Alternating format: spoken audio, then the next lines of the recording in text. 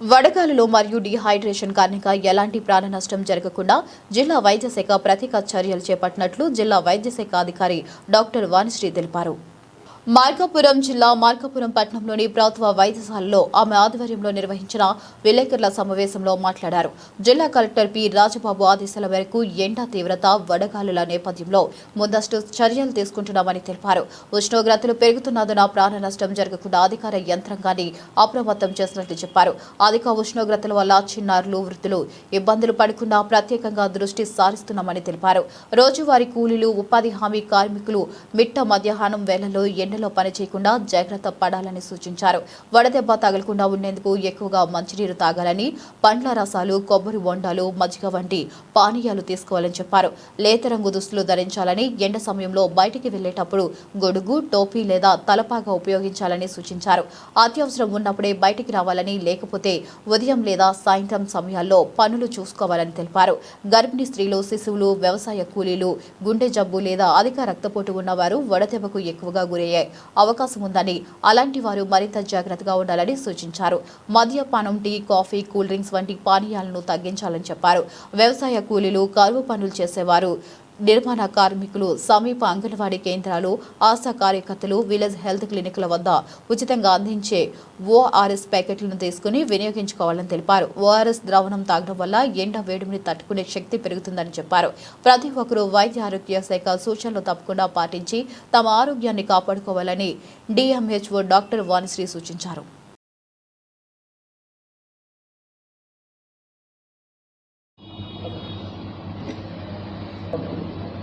Good afternoon అండి. నేను జిల్లా వైద్య ఆరోగ్య శాఖ అధికారి డాక్టర్ వాణిశ్రీని మాట్లాడుతున్నాను. ముఖ్యంగా ఈరోజు మన మార్కాపురం ప్రజలకు ఈ ఎండ తీవ్రత గురించి, వడదెబ్బ గురించి ఇవ్వాల్సిన సూచనలు మెయిన్గా ఏంటంటే, మనకి పబ్లిక్ కూడా ఈ 3 నెలలు చాలా అప్రమత్తంగా ఉండాలి. ఎందుకంటే ఎండ తీవ్రత ఈ సంవత్సరం చాలా ఎక్కువగా ఉంటుందని వాతావరణ శాఖ వాళ్ళు కూడా, డిజాస్టర్ మేనేజ్మెంట్ వాళ్ళు మనకిచ్చిన సూచనలు, అలర్ట్స్ ప్రకారం కూడా ఈ 3 నెలలు చాలా జాగ్రత్తగా ఉండాలి. మెయిన్గా ఏంటంటే, ప్రజలు కూడా అందరూ ఎవరైనా కూడా పొద్దున అంటే 9 నుంచి సాయంత్రం 5 వరకు ఎవరు కూడా బయటకు రాకూడదు. ఎక్కువగా ఇంట్లోనే సమయం గడపాలండి. అలాగే ఎక్కువగా కూడా వాటరు, ఓఆర్ఎస్ కానీ, పండ్ల జ్యూస్ ఇలాంటివే మనం ఎక్కువగా కూడా తీసుకోవాలి. మాంసకృతులు కానీ, మసాలా ఆహారాలు ఇట్లాంటివన్నీ కూడా ఎండాకాలం అసలు తీసుకోకూడదు. ఎందుకంటే వాటి వల్ల గ్యాస్ట్రైటిస్ లాగా వచ్చేది, తర్వాత వాళ్ళకి వామిటింగ్స్లోకి వెళ్ళిపోయి ఈ ఎండ తీవ్రతలో అవి కూడా ఎక్కువ అవుతాయి. కాబట్టి చాలా జాగ్రత్త పాటించాలి. తర్వాత మనకి ఎక్కువగా కూడా గర్భిణీ స్త్రీలు, పిల్లలు, అలాగే దీర్ఘకాలిక వ్యాధులు ఉన్నవాళ్ళు, షుగరు, బీపీ, మూత్రపిండాలకు సంబంధించిన జబ్బులు ఉన్నవాళ్ళు కూడా చాలా జాగ్రత్తగా ఉండాలి. వాళ్ళు అసలు బయటకే రాకూడదు. ఇంట్లోనే వాళ్ళు ఎక్కువగా డాక్టర్ల సలహాలు తీసుకుంటూ తగిన ఆహారము, బ్యాలెన్స్డ్ డైట్తో, తగిన మందులతో వాళ్ళు ఎక్కువగా ఇంట్లోనే సమయం గడపాలి. ఏదైనా అవసరం వచ్చి బయటకు కనుక ఏమైనా వెళ్ళాలనుకుంటే తలకి క్యాప్ అనేది ధరించుకోవాలి. కాళ్ళకు చెప్పులు కంపల్సరీగా వేసుకొని వెళ్ళాలి. ఎండకు వెళ్ళేటప్పుడు మాత్రం చాలా జాగ్రత్త పాటించాలి. ఎక్కువగా కూడా బయటకు వెళ్లకుండా చూసుకోవాలి. తర్వాత అన్నిటికంటే ముఖ్యమైనది ఏంటంటే, మనకి మామూలుగా మన సాధారణ ఉష్ణోగ్రత మనకి 36 డిగ్రీ సెంటీగ్రేడ్ ఉంటుంది. అదే మనకి ఎండ తీవ్రత కానీ, వడదెబ్బ కానీ ఇలా వచ్చినప్పుడు ఎండ తీవ్రత చాలా ఎక్కువగా ఉంటుంది. ఆ టెంపరేచరు 104 వరకు కూడా 40 డిగ్రీల సెంటీగ్రేడ్ ఆ రేంజ్లో ఉంటుంది. కాబట్టి శరీర ఉష్ణోగ్రత కూడా ఎక్కువయ్యి దానికి సరిపడా, దానికి తగ్గ కాంప్లికేషన్స్ కూడా రైజ్ అవుతాయి. మెయిన్గా ఏంటంటే, శరీరం పైన ఎర్రటి పొక్కులాగా రావడం, చెమట పొక్కులు అంటారు మనం, అలా రావడం, తర్వాత దద్దుర్లు రావడం, తర్వాత అధిక టెంపరేచర్కి ఒక్కోసారి బాగా డీహైడ్రేషన్ రావడం, తర్వాత పెదాలు అవన్నీ ఎండిపోవడం, ఒక్కొక్కసారి మరి వాంతులు, విరోచనాలు ఆ స్థితికి కూడా వెళ్ళిపోతారు. కాబట్టి మనం ఏంటంటే, మన హెల్త్ డిపార్ట్మెంట్ ప్రకారం మేమిచ్చే సూచనల ప్రకారం మా స్టాఫ్ ఎవరైతే ఉన్నారో మన పిహెచ్సి లెవెల్లో కానీ, సబ్ సెంటర్ లెవెల్లో, విలేజ్ హెల్త్ క్లినిక్స్ లెవెల్లో, ఆశాస్కి, అంగన్వాడీ సెంటర్స్కి ఇలా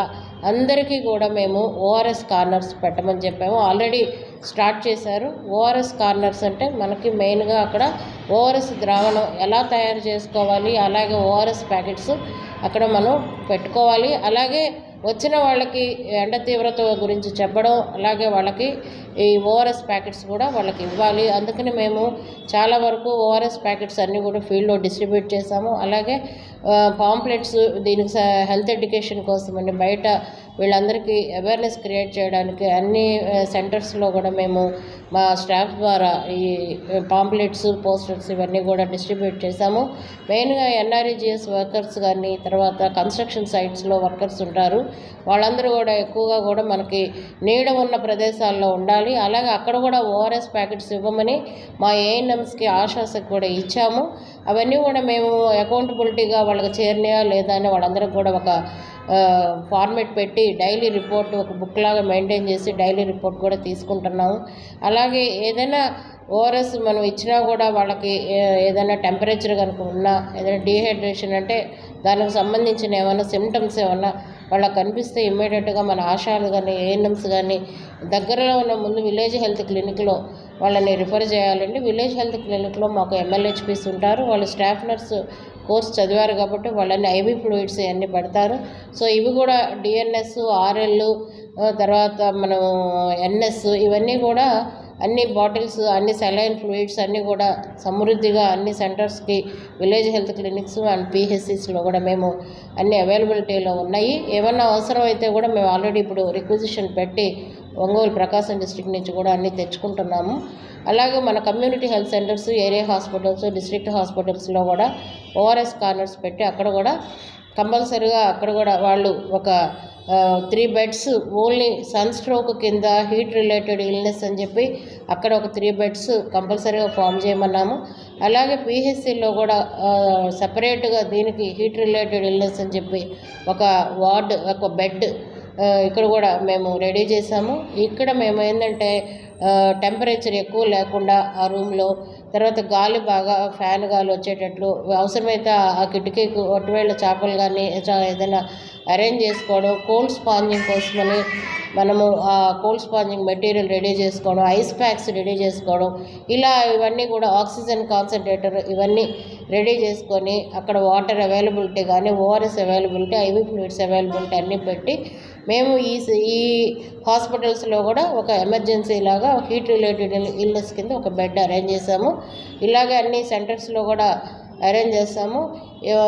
రేపు సోమవారం మేము district task force committee meeting అని డిటిఎఫ్ మీటింగ్ ఒకటి, ఆల్ లైన్ డిపార్ట్మెంట్స్ అంటే దీనికి రిలేటెడ్గా డిపార్ట్మెంట్స్ ఆర్డబ్ల్యూఎస్ కానీ, ఎడ్యుకేషన్ డిపార్ట్మెంట్, తర్వాత మున్సిపల్ అడ్మినిస్ట్రేషను, తర్వాత మనకి welfare and BC welfare hostels, ఎందుకంటే అక్కడ పిల్లలు ఉంటారు కాబట్టి జాగ్రత్తలు పాటించాలని ఇట్లా మనం 9 లైన్ డిపార్ట్మెంట్స్తో రేపు సోమవారం డిస్ట్రిక్ట్ టాస్క్ ఫోర్స్ కమిటీ మన కలెక్టర్ గారి ఆధ్వర్యంలో మేము ఒక మీటింగ్ కండక్ట్ చేసి అక్కడ ఎవరెవరు డిపార్ట్మెంట్ ఏమేం చేస్తున్నారో ఆ ఇన్స్ట్రక్షన్స్, అలాగే మేమేం చేస్తున్నాం అనేది మేము ఒక యాక్షన్ ప్లాన్ కూడా రెడీ చేసుకున్నాము. ఆ యాక్షన్ ప్లాన్ మేము మండే మన కలెక్టర్ గారికి ఆ రోజు వివరిస్తాము. దాని ప్రకారం మేము ఈ 3 months మేము పాటించి అన్ని జాగ్రత్తలు తీసుకుంటాం. అలాగే డైలీ రిపోర్ట్ ఒకటి మేము సబ్మిట్ చేస్తాము స్టేట్కి. అదేంటంటే మనకి ఆ రోజు ఎన్ని జ్వరానికి సంబంధించి ఏమన్నా సస్పెక్టెడ్ కేసెస్ ఏమైనా వచ్చాయా, ఎక్కడి నుంచి వచ్చాయి, ఎవరు రిఫర్ చేశారు,